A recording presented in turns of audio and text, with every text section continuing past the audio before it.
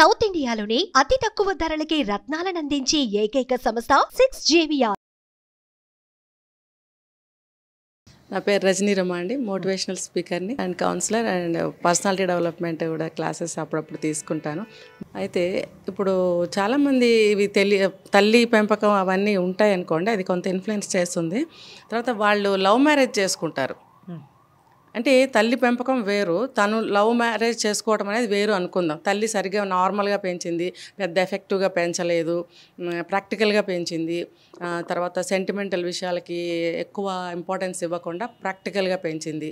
అప్పుడు ఈ అమ్మాయి తన మనస్తత్వం తీరు ప్రకారం వేరే అబ్బాయిని ప్రేమించింది, పెళ్లి చేసుకుంది. దానికి ముందు లివ్ ఇన్ రిలేషన్షిప్లో ఉంది. వితిన్ 6 months ఆవిడ డివోర్స్ తీసేసుకుని, అమ్మ నేను డివోర్స్ ఇచ్చేసాను కానీ ఇంటికి రాను, నేను అక్కడే ఉంటాను. ఈ పరిణామం ఏంటంటారు? అంటే అక్కడే ఉంటానంటే అతనితోటే ఉంటుంది, అతనితో కాదు, వేరేగా ఉంటుంది, వేరే డివోర్స్ అయిపోయి. ఈ రెండు మనస్తత్వాల మధ్యన, అంటే తను ప్రేమించిన మనస్తత్వం, ఇటు తల్లిదండ్రులు పెంచిన ప్రాక్టికల్ తీరు, కష్టాలు సుఖాలు అన్నీ చూస్తూ ఒక మిడిల్ క్లాస్ ఫ్యామిలీ అమ్మాయి. మరి ఇప్పుడు ప్రస్తుతం ఆ మనస్తత్వం ఎలా ఉంటుందంటారు, ఎలా ఉందంటారు? ఏంటంటే మనకు ఒక ఐడియా వచ్చింది, వెంటనే ఇంప్లిమెంట్ చేయటం.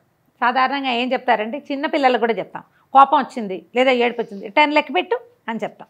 10 లెక్క పెట్టే లోపల దృష్టి మారచ్చు, ఐడియా మారచ్చు. ఇప్పుడు ఈ ఆడపిల్లలకి ఏమవుతుందంటే ఇక లెక్క పెట్టే ప్రసక్తే లేదు, ఏది తోస్తే అది చేసేయటం. మీరు చిన్నతనం నుంచి గమనించండి, ఇక్కడ ఉన్న వాళ్ళందరికీ తెలుసు, ఈవెన్ కీర్తి కూడా తనకు కూడా తెలుస్తుంది. పిల్లలు పానీపూరి తినాలనుకున్నారు, ఇంట్లో మనం దోశ ఇడ్లు ఏదో చేసాం, వెంటనే తెప్పిస్తున్నామా తెప్పించట్లేదా? తెప్పిస్తున్నాం. ఇవాళ ఇది తిను, రేపు అది తిందాము, ఇది వేస్ట్ కాకూడదు అని చెప్పే శాతం ఎంత తక్కువగా ఉందండి? లేదా ఇది తిను, అది కూడా తిందు కానీ, ఇది మనం చెప్తున్నాం. ఈ మనం చెప్పేటప్పుడు ఏంటంటే, ఇది ఏది తోస్తోందో అది చేసేయటం అనేది ఈ తరపు ఆలోచన విధానంగా ఉంది. ఏది తినాలనిపిస్తే అది క్షణాల్లో వచ్చేస్తుంది, ఏది కొనాలనుకుంటే అది క్షణాల్లో బుక్ చేసేస్తాం. ఎక్కడికైనా వెళ్ళాలంటే ఇమీడియట్గా మనం ట్రాన్స్పోర్టేషన్ చేసేసుకుని, ఇది ఇందులో పెద్ద చిన్న ధనిక పేద తేడా ఏమీ లేదండి. ఈ తిండి తిరుగుడు కొనుక్కోవడము అందరికీ సర్వసామాన్యంగా ఉంది. ఇప్పుడు అమ్మాయి సంగతి చెప్తున్నారు మీరు. ఇప్పుడు తను పెళ్లి చేసుకుంది, ప్రాక్టికల్గా పెంచారు వాళ్ళ మదరు. ఒక అబ్బాయితో ప్రాక్టికల్గా కొంతకాలం ట్రై చేసింది, బాగుంది, పెళ్లి చేసేసుకుంది. పెళ్లి చేసుకున్నాక మీకు ఎలా ఉంటుందంటే, కలిసి ఉండేటప్పుడు నువ్వు నేను 2, పెళ్ళి అనగానే మనం అని ఒక కింద అండర్లైన్ గీసేస్తారు. అది కూడా ఏదో చిన్న పెన్నుతో కాకుండా రెడ్, గ్రీన్, ఎల్లో 5-6 రంగులతో గీయబడుతుంది. ఈ మనంలోకి నువ్వు నేను కాకుండా నీ ఫ్యామిలీ తలకు ఐడియాలజీ, నేను నా ఐడియాలజీ ఎలాగుంటాం. అమ్మగారు ప్రాక్టికల్గా ఉన్నారు కాబట్టి ఆవిడ ఐడియాలజీ ఉండదు, అమ్మడికి చాలా ఉన్నాయి కదా అమ్మాయికి ఐడియాస్. ఈ ఐడియాలు ఆ ఐడియాలు డిఫర్ అవ్వడం మొదలు పెడతాయి. వన్స్ పెళ్ళి అనగానే నువ్వు మా అమ్మ మాట వినాలి, మా అమ్మ ఐడియాలజీ ప్రకారం చేయాలి, మా అమ్మలాగా చేయాలి, మా అమ్మ ఇది చేస్తుంది నువ్వు ఎందుకు చేయవు, ఈ ప్రశ్నలు ఎదుర్కోలేకపోయి ఉంటుంది అమ్మాయి. ఇలా జరగడానికే ఎక్కువ అవకాశం ఉంటుంది. ఈ కాస్త అయిన తర్వాత ఈ పెళ్ళిళ్ళు అయిపోయేసరికల్లా ఒక రకమైన కంపల్షన్ అనేది వెనకాల వచ్చేస్తుందండి. ఎందుకంటే మనం తరాల వెంబడి ఈ చట్రంలో మన జీన్స్ ఇమిడిపోయి ఉన్నాయి. పెళ్ళి అనగానే సార్ట్ ఆఫ్ బానిసత్వం. ఎంత కాదన్నా ఇప్పటికీ కూడా చాలా 2 లక్షల జీతాలు తెచ్చుకునే అమ్మాయిలు కూడా ఇంటికి రాగానే చెప్పులు పరిగెత్తుకుంటూ వంటింట్లోకి వెళ్ళడమే మనం చూస్తున్నాం ఇప్పటికీ. మీరు అడ్వర్టైజ్మెంట్లు చూడండి, టీవీ సీరియల్స్ చూడండి, ఆ మొగుడు హాల్లో కూర్చుంటాడు, అమ్మాయి వంటింట్లోకి వెళ్తుంది. దీని నుంచి ఏదైనా మార్పు ఉందా? ఏం మార్పు లేదు. ఆ అమ్మాయి దాన్ని అరిగించుకోలేకపోయి ఉండొచ్చు. కానీ డివోర్స్ తీసుకున్నాక మొహం చెల్లలేదు వాళ్ళ మదర్ని చూడడానికి ఆ అమ్మాయికి. అందుకని కొత్త ఐడియాలజీతోటి జీవితంలోకి ముందుకెళ్దామని రాకపోతూ ఉండుండొచ్చండి. ఇవాళ రేపు ఈ పరిస్థితి చాలా ఉంది. కానీ అందరూ రాని వాళ్ళు లేరండి. సొంతంగా పెళ్ళిళ్ళు చేసేసుకుని అక్కడ ఏదైనా ప్రాబ్లం రాగానే పరిగెత్తుకుంటూ తన గూటికి పరిగెత్తుకొచ్చి చిలకలే ఎక్కువ ఉన్నాయి. అమ్మ నాన్న కూడా అక్కుని చేర్చుకుంటారు, పిల్లని వదిలిపెట్టుకోలేకపోతారు కదా. వదిలేసే ప్రాక్టికాలిటీ ఉన్న పేరెంట్స్ లేరు, నా కాళ్ళ మీద నేను నుంచుంటానని వెన్నుపూసనిటారుగా ఉన్న ఆడపిల్లలు చాలా తక్కువ ఉన్నారు. ఇది ఒక రేరెస్ట్ కేసు, వచ్చేస్తారు వెనక్కి. ఫ్యామిలీ తల్లిదండ్రులు ఎలా పెంచారనేది పక్కన పెడితే దానికి రిలేషన్ ఉండట్లేదు కదా. పెద్ద అయిన తర్వాత వాళ్ళ ఇష్ట ప్రకారం వెళ్తున్నారు. వీళ్ళు సాధారణంగా మంచిగానే పెంచుతారు, చెడిపోయే పద్ధతిలో ఎవరు పెంచరు. ఎలా పెంచినప్పటికీ పెద్ద అయ్యి ఇప్పుడు సాఫ్ట్వేర్ ఉద్యోగాల్లో కంపల్సరీ వాళ్ళు ఎర్నింగ్ చేస్తున్నారు, వాళ్ళు ఇండిపెండెన్సీ ఉంది, పెళ్లి చేసుకుంటున్నారు. ఆ రీజనింగ్స్ ఏమైనప్పటికీ ఏ కారణం లేకుండా డివోర్స్ తీసుకుంటున్నారు. ఒక కారణాన్ని నేను చూస్తున్నా, మ్యారేజ్ అయిన దగ్గర నుంచి ఆ అబ్బాయిని ప్రతి పని కూడా అతనే చేయాలి. నేను ఉద్యోగం అతను ఉద్యోగం చేస్తున్నాడు, నేనే ఉద్యోగం చేస్తున్నాను అని ఏమంటుంది. ఈ ప్రతి ఒక్కటి నేను చూశానండి చాలా ఇళ్లలో, అన్నీ అబ్బాయే చేస్తాడు. ఇంకా సాయంత్రం అయ్యేటప్పటికి వంట ఉండదు, వార్పు ఉండదు. ఇద్దరు కలిసి చిన్న చిన్న నిక్కర్లు వేసుకొని బయటకు వెళ్ళిపోయి ఏదో తినేస్తూ ఉంటారు. రోడ్డు మీద ఇవాళ రోజున 1000 కేసులు పూటకి చూస్తున్నాను నేను. అందరూ అదే ఇంతంత ప్యాకెట్లు ప్యాక్ చేయించేసుకుని తినేసి ఆ ప్యాకెట్లు తీసుకొని ఇంటికి వెళ్తుంటారు. ఇంకా వంట చేయరు, మళ్ళీ పొద్దున్నే లేచి వెళ్ళిపోవడమో వర్క్ ఫ్రమ్ హోమో ఏదో ఉంటుంది. ఇలా ప్రతిరోజు ఇదే పద్ధతి నడుస్తుంది. మరి ఎక్కడ వీళ్ళకి డివోర్స్ ప్రాబ్లం వస్తుంది నా అబ్జర్వేషన్, వాడికి వంట కావాలి అబ్బాయికి, ఈవిడ చెయ్యదు.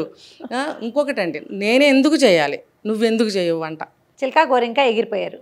ఫ్యామిలీతో సంబంధం ఉంటుందా ఉండదా? వీళ్ళకి జ్వరం వచ్చింది, లేదా దెబ్బలు తగిలినాయి, ఎక్కడో పడ్డారు, ఏదో ఉద్యోగం పోయింది. అమ్మాయి కానీ అబ్బాయి కానీ ఎక్కడికి వెళ్తారండి? మీరు కళ్ళు మూసుకుని నాకు దెబ్బ తగిలితే నేను ఎవరిని గుర్తు చేసుకుంటాను అని జ్ఞాపకం చేసుకోండి. అందరూ గుండె మీద చెయ్యి మాత్రం వేసుకోవాలి. వెంటనే మనం అనేది అమ్మ, మనకి సపోర్టు. ఏడు చచ్చిపోవడానికి మనకి భుజం మీద ఎవరి భుజం కావాలంటే నాన్న కావాలి, అమ్మ కావాలి. నువ్వు ఎగిరి గంతులు వేసేటప్పుడు నీకు అక్కర్లా, నువ్వు కింద పడ్డప్పుడు కావాలి. ఈ రోజు రోడ్డు మీద తినేస్తారు, వాళ్ళు ఇష్టం వచ్చినట్టు వాళ్ళు ఉంటారు. నువ్వు చెప్పినట్టు వీళ్ళకి ఏ స్టమకో డిస్టర్బ్ అయ్యి హాస్పిటల్లో చేరారనుకోండి, అప్పుడు ఎవరు సపోర్ట్ చేస్తాడు? బజార్లో ఉన్న పానీపూరి బండివాడా? కాదు. పోనీ ఆఫీస్లో ఉండే కొలిగి, వాళ్ళకి ఉద్యోగాలు లేవా? వాడు ఎవడు ఉద్యోగం వాడు చేసుకుంటాడు. మోర్ ప్రాక్టికాలిటీ కదా ఇక్కడంతా వ్యవహారం. నీకు జ్వరం వచ్చింది, నువ్వు పడుకో, నాకు ఉద్యోగం ఉంది, నేను వెళ్తా అంటాడు. నీకోసం పని మానుకుని ప్రాణాలు అరిచేతిలో పెట్టుకుని పరిగెత్తుకొచ్చేది ఎవరు? పేరెంట్స్. మరి ఇన్వాల్వ్ అవ్వాలా వద్దా? అవ్వాలి. ఏదో ఒక సమ్ సార్ట్ ఆఫ్ పాయింట్లో ఒక చోట ఖచ్చితంగా ఎవరో ఒకళ్ళ ఇన్వాల్వ్మెంట్ కావాల్సిందే. నీకు సపోర్ట్ కావాలి. పాలియేటివ్ కేర్లు అలాంటివి ఉన్నాయి హాస్పిటల్స్లో. ఎవరో ఒకళ్ళు తగ్గడం పడిపోతే వాళ్ళు ఎవరో దారిపోయే వాళ్ళు వచ్చి మనని చూసేవి మన దగ్గర లేదు. ఇండియాలో పేరెంట్సే చూస్తారు మనకి. మహా అయితే క్లోజ్ కజిన్స్, ఏ పెద్దక్క ఏ కూతుర్లో ఒక కొడుకులో మామయ్య కొడుకులో ఎవడో ఒకడొచ్చి, అందరికీ అలాంటి సపోర్టే ఉంటుంది కదా. ఎవరి పేరెంట్స్ చూస్తారు మేడం? ఎవరి పేరెంట్స్ అయినా చూడాల్సిందే, ఎవరి పేరెంట్స్ అయినా ఇన్వాల్వ్ అవ్వాల్సిందే. పేరెంట్స్ ఇన్వాల్వ్మెంట్ వద్దు అనే విషయానికి అసలు నేనైతే ఒప్పుకోనండి. ఎవరు ఒప్పుకోరు. ఇప్పుడు నీకు ఇవాళ వద్దు, నీకు అవసరమైనప్పుడు కావాలి అంటే అలా ప్రత్యక్షమయ్యి నీకు కావాల్సింది చేసేసి దేవదూతలాగా రెక్కలేసుకుని ఎగిరిపోతారా మనుషులు? అసలు అది ఎట్లా ఎక్స్పెక్ట్ చేస్తావు? నువ్వైతే చేస్తావా? ఎవరికైనా చెయ్యరు. వాళ్ళ అవసరాలకేమి మీరు వెళ్ళరు, మీ అవసరానికి వాళ్ళు రావాలి. పైగా పేరెంట్స్ వాళ్ళకు డబ్బు దశకం, వాళ్ళ సంపాదన, వాళ్ళ జీవితకాలం దాచిపెట్టుకున్నదంతా ఏమనాలంటే మంచి వర్డ్ రాదు, దొబ్బి తినేది ఎవరు? పిల్లలే కదా. మరి ఇప్పుడు వద్దా ఇన్వాల్వ్మెంట్? కావాల్సిందే కదా. ఇప్పుడు రాత్రిపూట వంట చేసుకోరు, ఇవన్నీ కూడా పిల్లలు పుట్టేదాకా చేస్తారండి. ఒకళ్ళిద్దరు పిల్లలు పుట్టేసరికి అలా ఈరోజు బయటకు తీసుకెళ్తే పిల్లల హెల్త్ డిస్టర్బ్ అవుతుంది. వాళ్ళ పిల్లలు వచ్చేసరికి వాళ్ళకి జాగ్రత్తలు వస్తాయి. ఎప్పుడో అప్పుడప్పుడు తింటారు. 2 years బాబుకి తినిపించడం నేను చూశాను మేడం. కొంతమంది ఉంటారు అవగాహన తక్కువ. ఇప్పుడు చలిగాల్లో తీసుకెళ్తే వాడికి జలుబు చేస్తుంది. ఇద్దరిలో ఎవరో ఒకళ్ళు తప్పకుండా కేరింగ్గా ఉంటారు. వాడిని హాస్పిటల్ చుట్టూతా తిప్పాలి, అనారోగ్యం వస్తే వాడిని అటెండ్ చేయాలి. అందరూ చేయరండి అవి. మరీ ఎక్కడో ఎక్సెంట్రిక్స్. పిల్లాడు వచ్చేసరికల్లా వాడికి కడుపు నిండా వేళకాలు అయితే ఏడుస్తాడు, అనారోగ్యం ఫీల్ అవుతాడు. పైగా ఇది మనదనే ఒక ఫీల్ ఉంటుంది దాని మీద, ఆ పిల్లవాడి మీద. అప్పుడేం చేయకపోవచ్చు. చిన్నతనంలో ఇలాంటి వేషాలు అందరూ వేస్తారండి. పైగా ఫ్రీడమ్ దొరికేసరికి ఇక మన పెంపకము, మన ప్రాక్టికాలిటీ వ్యవహారాలు వదిలేసి ఎంజాయ్ చేస్తారు ఎవరైనా కూడా. ఎక్కడో ఒక చోట దానికి ఆపుదల ఉంటుంది. అది కూడా ఆకుండా ఉండి జీవితాలు పాడు చేసుకునే వాళ్ళు ఉంటున్నారు. ఇప్పుడు సెలబ్రిటీలను చూసి వాళ్ళంతా తిరుగుతారు, మేమెందుకు తిరగకూడదని. వాళ్ళు కూడా ఏదో కాసేపు తిరిగి చూపిస్తారు. రోజంతా వాళ్ళు తిరుగుతున్నారో లేదో మనకు తెలీదు. ఒక రీల్ చూస్తాం 1 minute, వాళ్ళు ఎక్కడికో వెళ్ళింది. సంవత్సరం అంతా ఎక్కడ వెళ్తారు పాపం? వాళ్ళు మాత్రం పని పాట లేదా వాళ్ళకైనాను? ఆ ఒక రీలే మనం 1,00,000 సార్లు చూసి వాళ్ళు 1,00,000 సార్లు వెళ్తున్నారని అనుకుంటే ఎట్లా చెప్పండి? అది ఇవన్నీ ఎక్సెప్షన్సే జరుగుతాయి ఇట్లా. కానీ పేరెంట్స్ ఇన్వాల్వ్మెంట్ తప్పకుండా ఉండాల్సిందే. ప్రధానమైనది ఏంటంటే లేటెస్ట్ జనరేషన్ పిల్లలు పేరెంట్స్ ఇన్వాల్వ్మెంట్ని ఒప్పుకోవాలి. ఇది ఒప్పుకుంటేనే నీకు సపోర్ట్ ఉంటుంది. ఏదైనా క్రైసిస్ మేనేజ్మెంట్ నీ వల్ల కాదు. క్రైసిస్ మేనేజ్మెంట్ ఎవరి వల్ల కుదురుతుంది? ఎక్స్పీరియన్స్డ్ పీపుల్ తోటి కుదురుతుంది. మరి వాళ్ళతో టచ్లో ఉంచుకోవటం మంచిదే కదా. ఎక్కువ ఇన్వాల్వ్ చేయొద్దు.